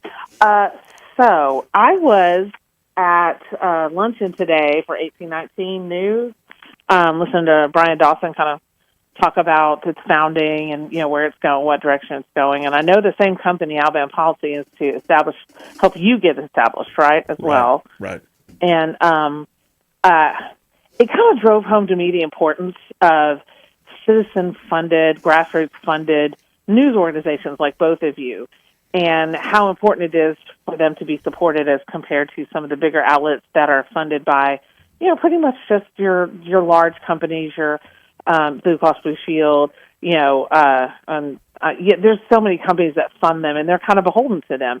What I want to know from you is where do you see it going, and how important is it to you to have these grassroots type organizations? Well, it depends on how grassroots you're talking, but do I think that there's room for content generation? And there's 2 different types. I mean, 1819, they've chosen a purely news route, and granted, it's supposed to be news you can trust, and I do. I use their stuff all the time. And they have, they've made themselves a regional voice just within a short amount of time. Ours, on the other hand, is opinion-based, and it is designed for conservative content generation. We come at it from the standpoint of we have an opinion about the news. They come at it from they have the news. But I think that there's room for this. In fact, so here's the thing. I went up and actually met with the folks at Daily Wire, which is huge. Daily Wire, in 7 short years, went from being in Jeremy Boring's garage to being a $200 million organization with 150 to 200 employees at any given time. And they are amazing at what they do. They're making movies, all of it. It all started with an investment, but they make no bones about what they are. They're somebody who came in from the outside, not owned by the mainstream media, and they have made a splash. Why? Because there's a market for this. And one of the things that I talked about with their executives, I said something to that effect. Is there still room in the market? Oh yeah, there's room in the market. It's like nonstop. People are hungry, in my opinion, to be able to turn on the radio or go to the internet or pick up something to read and trust the sourcing, or at the very least trust the angle from which it's presented. And if you're going to be CNN and pretend you're objective, good luck. But when people come on Rightside Radio, they already know what to expect. I'm giving voice to the conservative view, and so anyway, to answer your question, I'm kind of rambling a little bit. But to answer your question, yeah, I do really believe that there's room for this. There's a need for this. That's why we've gone from being a 2-hour radio show to a 3-hour radio show to a 3-hour radio show that podcasts itself to then also being in print and now also having audio or video streaming and then now having video podcasts. I mean, it's like every time I turn around, there's just people saying, could you do this too? Maybe. And it's resource intensive, no kidding, but we're getting there. All right, Lee, you just set me off on a rant, but you got filibustered. I did. Hey, I love you both. Butters and Lee, you guys have an amazing day, and we're coming up next with hour number 3, Dipper number 2. Y'all stay tuned. We'll be right back.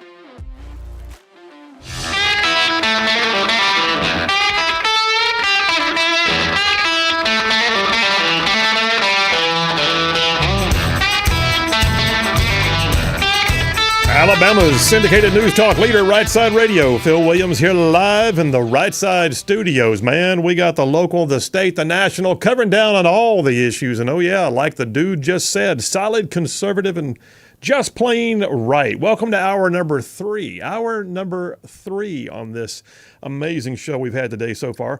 I'm going to call an audible. I'm gonna skip past Dipper number 2 and jump into what is scheduled to be Dipper number 3 because I'm afraid I won't be able to do it justice if I wait and actually hold it in the third position. So we're gonna jump on into something I'm calling Skulls Full of Mush. Look, are you watching the news right now and seeing the campus protests that are going on just everywhere? I mean, like everywhere, all over the place. I saw this morning on Emory's campus over in Georgia. I saw Florida State, which I'll get back to in a minute. Vanderbilt. There's a resolution passed by the student government, not a protest per se, in UAB. I'll talk about that in a minute. I saw that there have been stuff, especially in Columbia and University of Southern California. And then, of course, there's what happened in UT Austin. It's all over the place, and you cannot tell me, by the way, some of this is not coordinated. But I would bet that a lot of these kids have no idea what they're protesting. I also bet that a lot of them aren't students because they're wearing masks and they're on campus. You don't know who's there.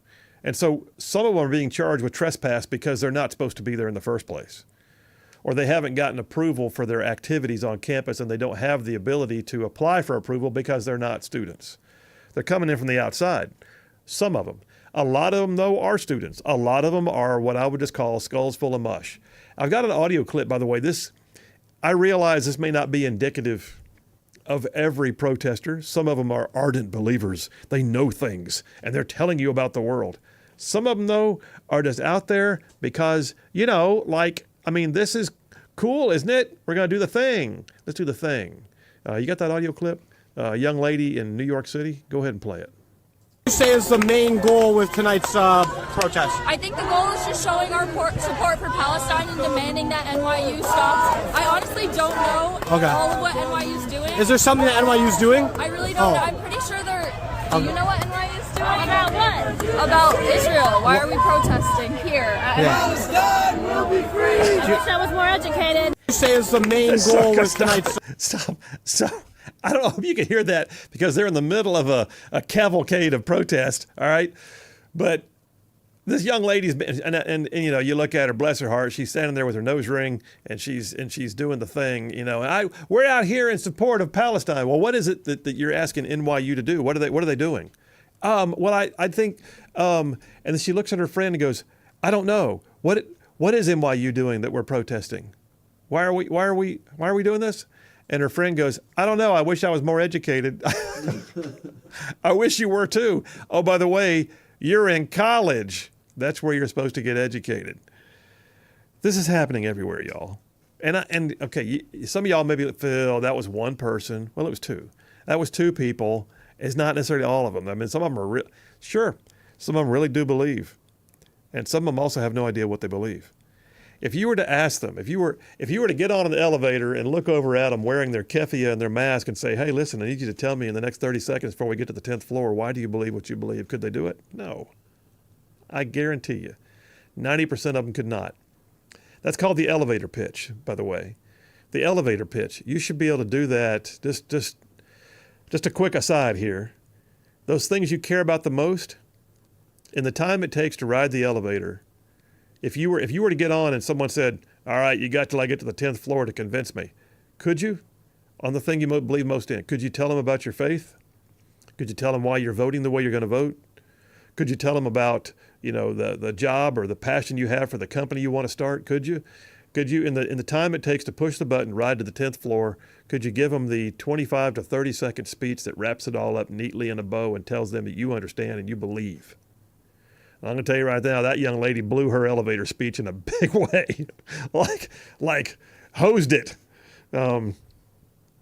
She was the one, by the way, who inspired the commercial, the question that I asked from Butters and Lee. If you saw your kid on the news, so somewhere I spec mommy and or daddy happened to see the news and go, "Oh my gosh," and then suddenly her phone started ringing.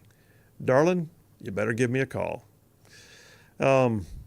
Listen, these skulls full of mush, though, what are they doing? What are they protesting? So 1819 News, right here in Alabama, has a piece. UAB's SGA passed a resolution condemning Israel for apartheid and for ethnic cleansing and for plausible genocide. Really? Says while protests against Israel on college campuses have been underway around the nation in recent weeks, students at UAB took a stance against Israel earlier this year. I did not know this. Apparently no one did. In February, the UAB Student Government Senate passed a formal resolution condemning it. I'd like to know the vote on that, by the way. The Student Senate also introduced a resolution calling for a Palestinian flag to be added to the so-called Wall of Flags at the Hill Student Center. Dozens of flags represent the home nations of students at the school.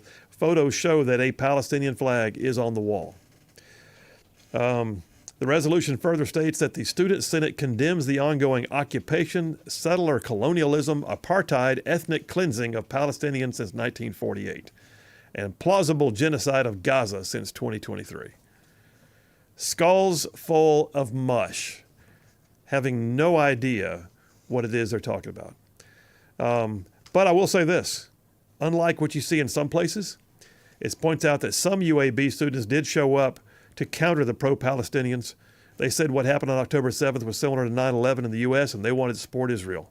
Good for them. Good for them. And by the way, that explanation does indicate to me they understood. That they were not just there because, well, we're just not going to let that happen. No, they were there because they get it. They're aware of their times. Now, there's been a lot being said and done right now on these campuses. It's been all over the news. I just saw a moment ago, I don't even have it in my stack of stuff, so I'm going to go back to the computer here. I can't rattle the paper because it's on the computer. But Vanderbilt's chancellor, Daniel Dermeyer, he is not playing. He came out and slammed the anti-Israel agitators on his campus, saying, what you're doing has nothing to do with free speech.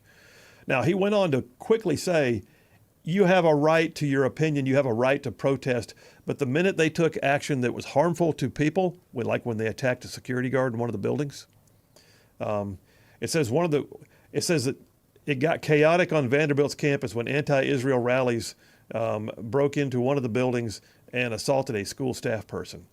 At that point, he said, game over, we're done with you. And began ordering the removal of the anti-Israel boycott, divestment, sanctions initiative from the student ballot and everything else that they had going on. So good for you, Chancellor, and I'm glad to hear it. SEC school dealing with it. But then you see Texas. Fox News has an article on UT Austin. Now, I would like to believe that what happens in New York City could never happen in Texas. I mean, y'all, it's Texas. I'm pretty sure, this can get handled because it's Texas. University of Texas at Austin President Jay Hartzell released a statement Wednesday evening that unequivocally defended his decision to shut down an anti-Israel protest with more than 30 people being arrested. He said, our rules matter and they will be enforced. He went on to say, we have witnessed much activity that we don't normally see on our campus, and today our university held firm and enforced our rules while protecting the constitutional right to free speech. Peaceful protests within our rules are acceptable, but breaking our rules and disrupting others' ability to learn are not allowed. 34 people on the UT Austin's campus were arrested. 100 were arrested at Columbia, 90 at University of Southern California, mostly on misdemeanor charges of trespassing and unlawful assembly. Listen, this is not going to go away. And I'll tell you one more about these, too, for the break. USC, so Southern California has announced its campus is going to remain closed. Why? Because they're not clearing them out. They've arrested a bunch of people, but they're still there. After hours, it says, of clashing with campus police and the LAPD, the protest ended with 93 people being arrested for trespassing. But the problem they've got is they don't feel secure yet, and they're still keeping the campus closed. In other words, you're paying tuition, but you can't go to school. So we haven't determined if they're going to be cited or not. If and when it's a misdemeanor offense, they are going and they will be going through the booking process. The campus remain closed until further notice. Students, faculty, staff, and people with business on campus may enter with the proper identification they posted on their Twitter page. Listen, this is unacceptable, and I get it. I'm not going to stand here and say they don't have a right to their freedom of speech. In fact, I don't mind if they gather. If they do the thing like they gather up and they say their piece and then they go on their way. But the destruction of property and the threatening of Jewish students and the calling for people's death and extermination is not what they're supposed to be doing. Now, what also galls me, though, is in some of these places you're watching faculty join them. And you're watching movie stars fly in to stand with them in solidarity and then fly back to Hollywood having made their point. But this is problematic, yes. It's also a recipe for disaster. And what I don't want to see is something get out of hand and somebody really, really gets hurt. All right, we're going to come back after this break, and I'll tell you, though, there's a piece on Daily Wire that fascinates me. It says the Free Palestine movement is just Black Lives Matter repackaged. Wow. Phil Williams, Rightside Radio. Y'all stay tuned. We'll be right back.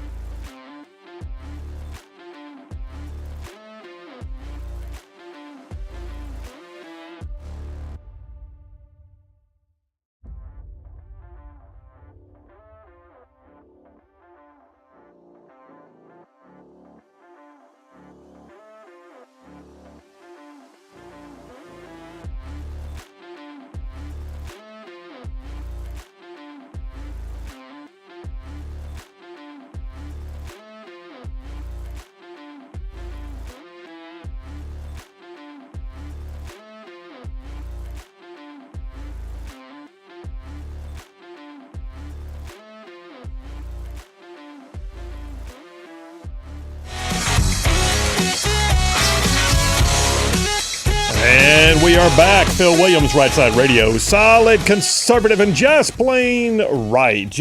I mean, like, wow, making it cool to be a conservative. Hey, by the way, you hear the ads playing during the break? So if you hear the ads playing during the break, that's there for a reason, obviously. We are a standalone entity. Brightside Radio is indeed a standalone business all by itself. And the shows that you listen to on the radio, they don't own us. We send them our show. But like every other business, it takes revenue to run what we do. And so if you're listening to this and you are a Rightside ruffian and you have your own company that sells goods and services, just know this. We have tens of thousands of Rightside ruffians who listen to this show every single week. What a captive audience, man.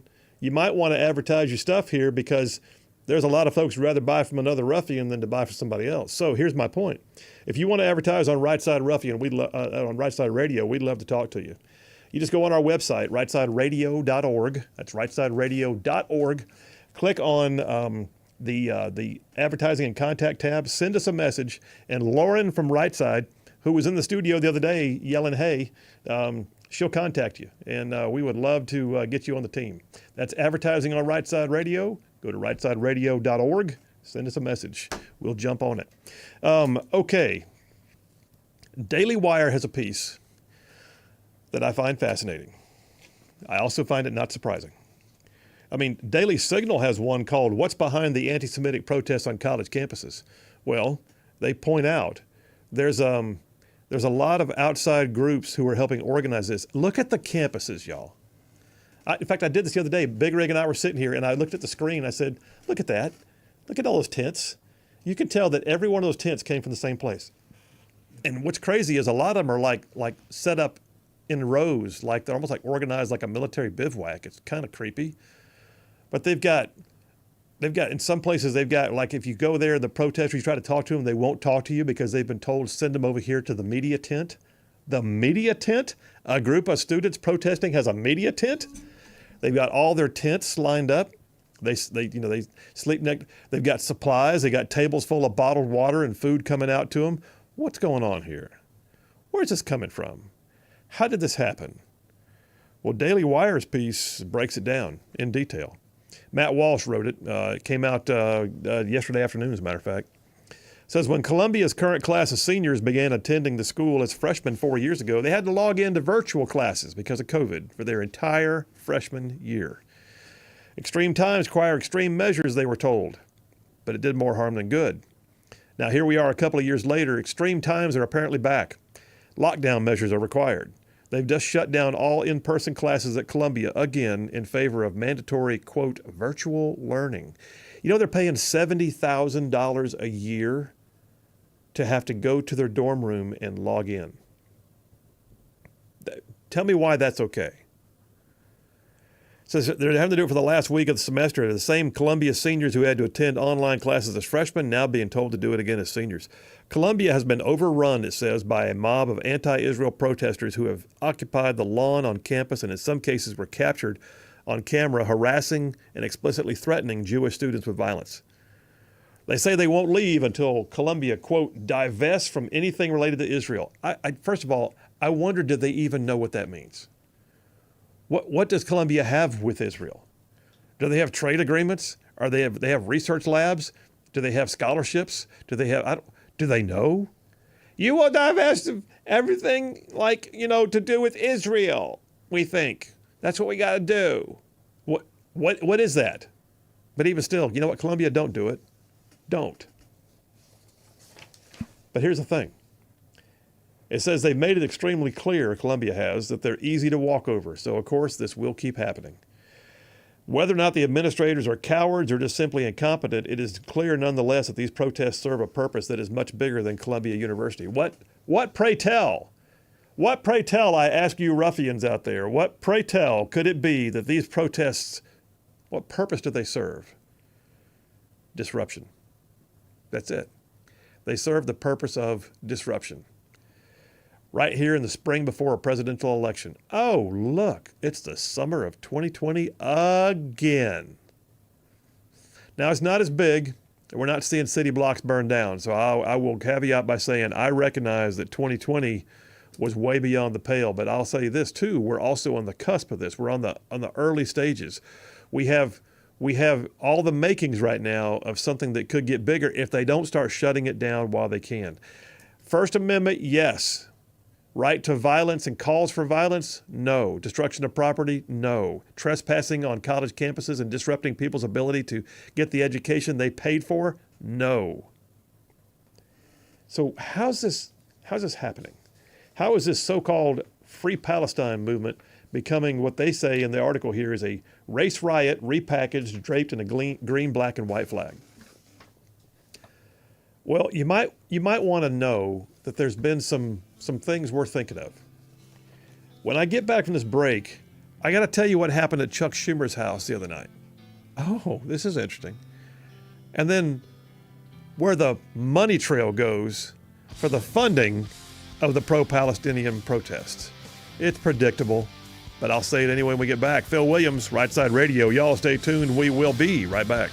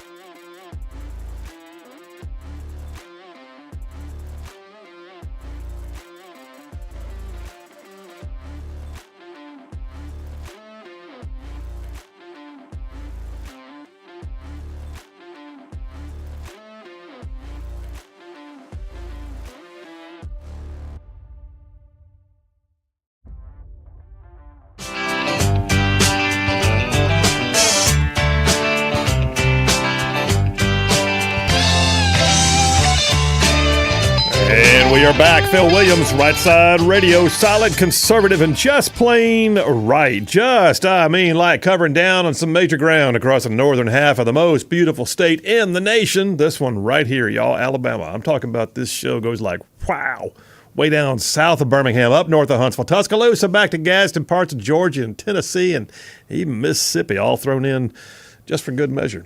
Hey, I got to, by the way, tell you guys about somebody else who covers a lot of ground. That's our friends over yonder at Southern Immediate Care. Southern Immediate Care is a chain of clinics that covers like this huge swath of ground across North Alabama. They're in all kinds of places like Gadsden, Anniston, Atala, 6 more locations in and around the Birmingham area. And they are good at what they do, y'all. And so they're open 7 days a week, all their locations. They will see all ages. I like to say it's pediatric to geriatric. They'll see all of them. And, oh, by the way, they'll see me. That's who I see. That's who I go to when I need to. And I did last week, as a matter of fact. Southern Immediate Care, every time I went in, has been so clean, professional, friendly, get you in, get you out, take care of your needs. I thought, I can brag on this. And so I went to them and said, listen, would y'all ever consider advertising on Right Side Radio? Bam.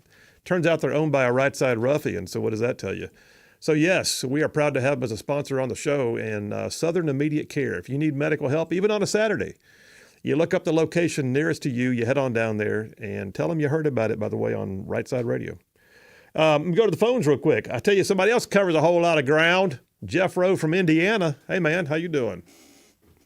You'd be wrong right now because I'm in Nashville, not covering much ground at all. In fact, I could cover more ground on foot, I believe. Oh, man. Oh, no. You're not in the big stall, are you? Oh, it's a special day today. Oh, gosh. Well, I think there's some college kids that's coming out here driving around or something. Somebody ain't got no brains or something. Don't know how to steer. Don't know which pedal to push on, I think. Skulls full of mush. Oh, my God. Yeah, well, there's plenty of that here. I'm watching right now as the police are trying to tear down the tents on the University of Southern California's campus and arresting people, and the students are trying to run with their tents, like grab them and move them out of the way. It's nuts, man. What do you think about all this? Well, I tell you, there's a lot. Colleges would go bankrupt if there was actually people going to college that actually was able to attend college or smart enough to attend college. I think there'd be a lot of shutdowns. I'm afraid because these kids, this is dumb up on a different level. You know, I mean, why should anybody this stupid be in a higher education class? They should be sent back to kindergarten with the crayons and to relearn what they didn't learn in grade school. Because apparently none of these kids got an education. No, they didn't. And I wonder. Classes failed. I did my whole monologue the other day on hindsight is 2020 about these kids, wondering if in the future they're going to look back and go, "Oh crap, that was awful." Or are they going to be so proud of this day in their life? Yeah, and just like some of these schools and everything, these kids are coming through school and everything, and some of the dumbest people I know are college-educated people. I would take, somebody as a high school dropout that has twice as much more sense than somebody who has a PhD in some cases. Yeah, there's walking around sense, and then there's book learning, and there's sometimes they're not in line. Yeah, I'm just wondering if Harvard would probably be wanting to give Joy Reid a non-disclosure agreement to say that she did not go there. Because I'm halfway serious, because if that's a product of a Harvard education, I wouldn't want to send anybody there. Yeah, jeez. She went to Harvard, did she really?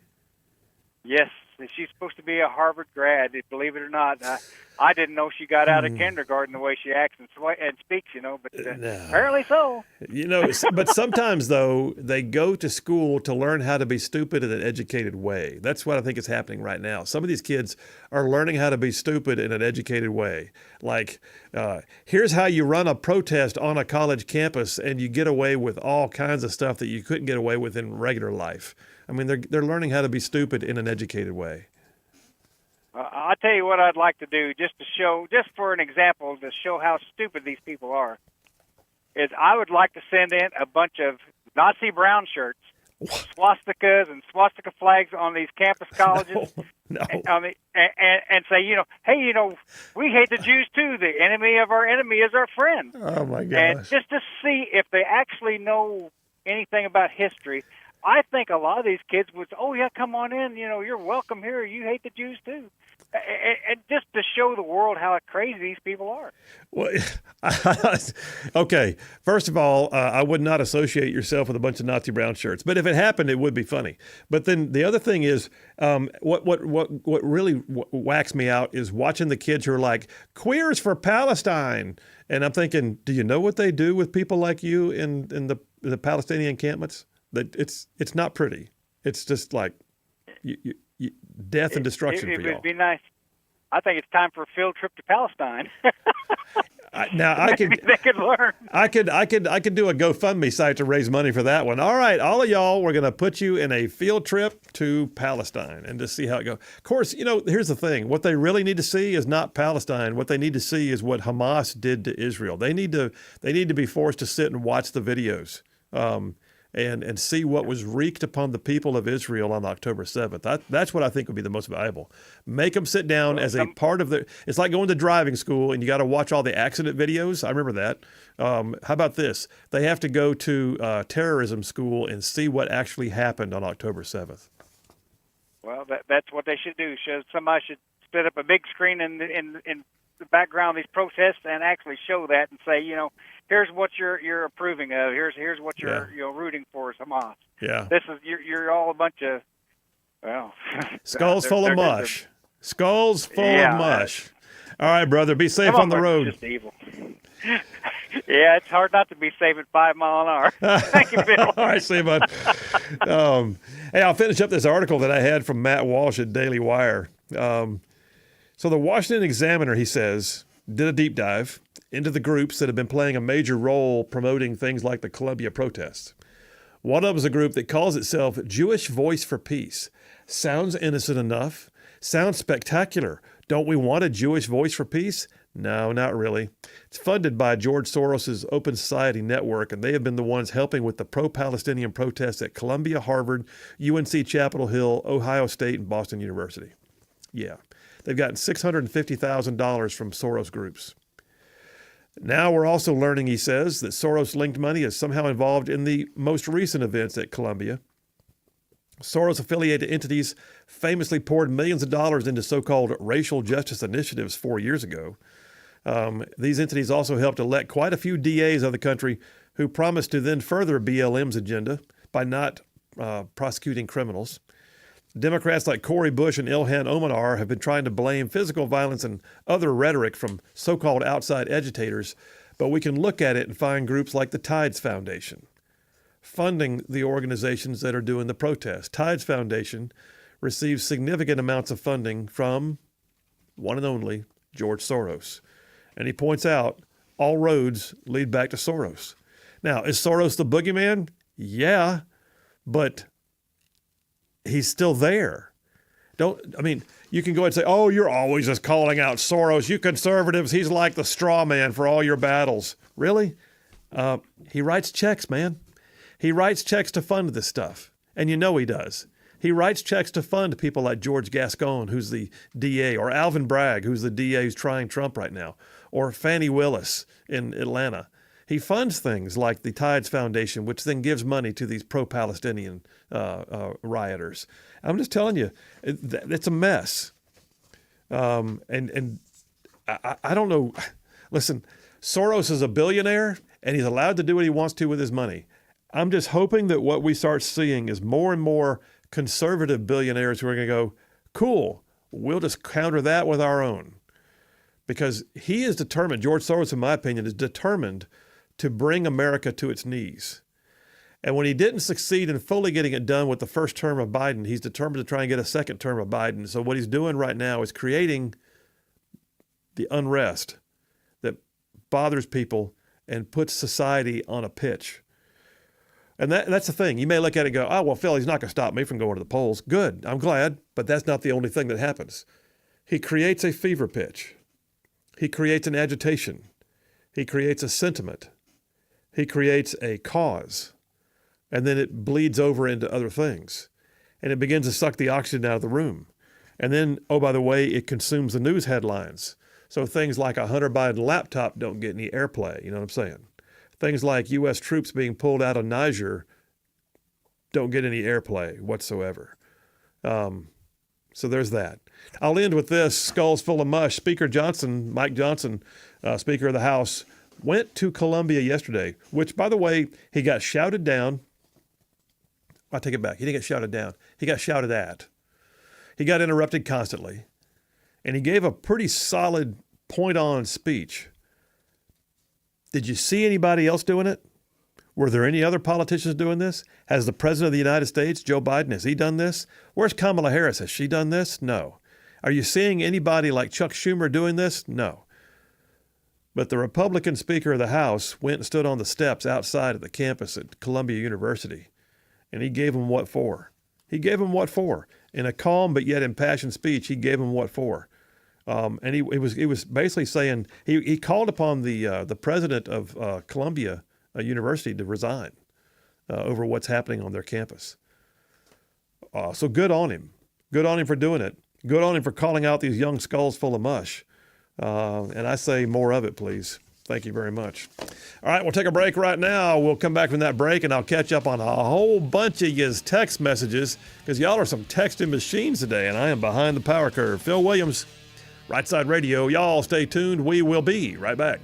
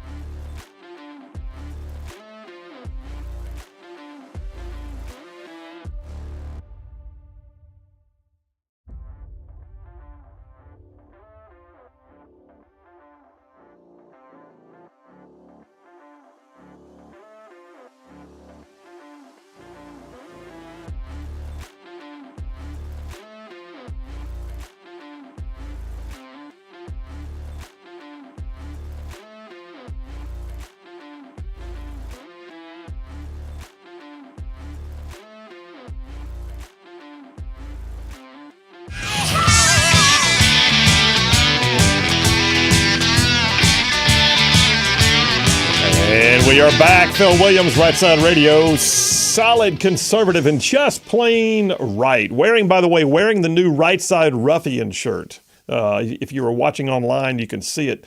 The new Right Side Ruffian shirt with the Right Side Ruffian logo and Right Side Radio's logo on the back and the American flag on the right sleeve. So all good, man. I'm right behind the microphone. All good, the American flag. Anyway, John from Huntsville sends the grades. Big Rig earns an A+ for his awesome performance. Phil earns an A+ for his equally awesome performance. Today's winners, though, co-winners, are without a doubt, he says, Butters and Lee with an A++. Perfection. Congratulations. Also, instead of going on field trips, I think Right Side Radio should have a contest where one lucky winner gets to go on a spectacular trip with Phil and call it a field trip. I don't know about that, man. Thanks, John. JT Lacey Springs says the last 2 episodes of Band of Brothers. Students need to see where the concentration camps were discovered and the conditions there. Yes, sir, they do. Yes, sir, they do. John from Elkmont. We've all heard the saying, show me the person and I'll find the crime. If we can go after Russian oligarchs, why can't we go after George Soros? Does he own our Justice Department? Probably. Chris from Huntsville says, I totally agree with everything that Jeff from Indiana said and yourself. These kids don't know what hardship is. They just on a bandwagon because one of their friends heard it's a good cause.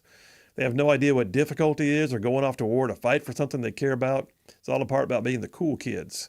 Then he also says, I do believe what Jeff from Indiana said could be true about the Nazi brown shirts in the same way that Hitler started putting Jews in camps and not telling the whole story.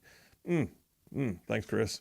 Mike from Somerville says, I'm a police officer. Back in the day, I used to have to cover some Klan rallies. Some of the rhetoric these protesters are spouting about Jews is the same rhetoric the Klan was saying. Wow. So I think it'd be funny if hooded Klan members showed up with the college kids to protest. What do you think they'd say about that? You know, Jeff may be onto something here, and now Mike from Somerville's got a point. That's a good point. So yeah. if they're going to sell death to the Jews, those kids would run if that happened. Yeah, and then some Nazi brown shirts and some Klan members all showed up and said, "Hey, we're with you." What would they say? I think it would be kind of funny, but then at the same time, necessary for the kids to smarten up. Might not be funny, haha. Might be funny, a little weird. Yeah. But anyway. Scott from Hoax Bluff says, Phil, this is Scott. Yeah, man, good to hear from you. And he says, heading to the Gadsden High School JRTC Award ceremony to give a cadet our Airborne Award. Good for you, Scott. Thank you, man. Hit some applause on that. That's excellent.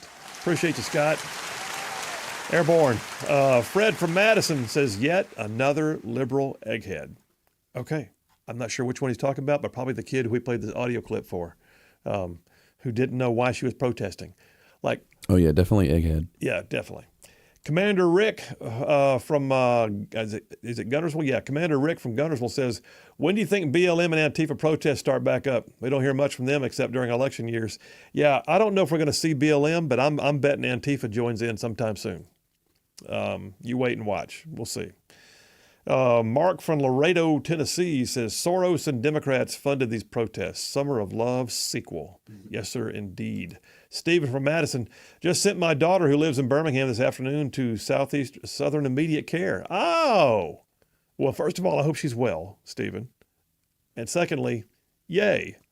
Glenn from Bluntsville, whoever issues the permit to allow the students to peacefully protest should also require there be no masks. I agree with that. And I remember, too, by the way, there was, during the Summer of Love, there was an attempt at a BLM kind of protest on Auburn's campus. And Auburn police stood outside and said, take your mask off. Why? Because it's a mask-free protest. I think I remember that. Yeah. And made them take their masks off. Mm-hmm. And they're like, but we don't take your mask off or leave. Yeah, that's the way it should be. That's exactly the way it should be. Thugs. Thomas from Athens says, skull full of mush describes Biden, but not his puppeteer. Speaking of his primary puppeteer, he says Obama could be put on the ticket as the Veep. 22nd Amendment does not prevent him serving as president. It could. It won't, but it could. Rita from Scottsboro says, so I'm wondering, is Kamala Harris raising money to get these people out that have been arrested so they can do it again? You know, that did happen, by the way. I don't know if you remember that, Big Rig, but during the Summer of Love, when Antifa and BLM were going wild, Kamala Harris advocated for a fund that she personally donated money to that was then used to bail these people out of jail, which is basically like saying, I'm with you. Like she's got nothing else. She's the vice president. That's your fishy. Yeah. That's your cause celeb. You're gonna hang your hat on that. Mike from Athens. I hope these kids know they won't get a job with a clearance. The crazy thing is, though, under a Biden administration, they will. Look at some of the clearances they already gave, Mike. It's just awful, man. Like, what was the dude's name who was the kink fetish teacher, transgender, non-binary, who steals luggage? Who had the top secret? Had the top secret clearance working for the nuclear department at the Department of the Interior. Unreal. Wow. He's gone though. He stole one too many pieces of luggage, and then wore the clothes he stole on his social media because he thought it was great. Well, we didn't see that coming. No, that wasn't predictable. Not at all. I got a brand new texter in the line who didn't tell us who they are or where they're from yet. But with regards to the question about you saw your kid on the news protesting what you do, I'm on the way down to the school with my belt. Gary from Decatur says, if Trump's convicted of January 6th crimes because no presidential immunity, would Obama be convicted of murdering a U.S. citizen abroad without due process? Because a president is not immune from such an order as commander-in-chief.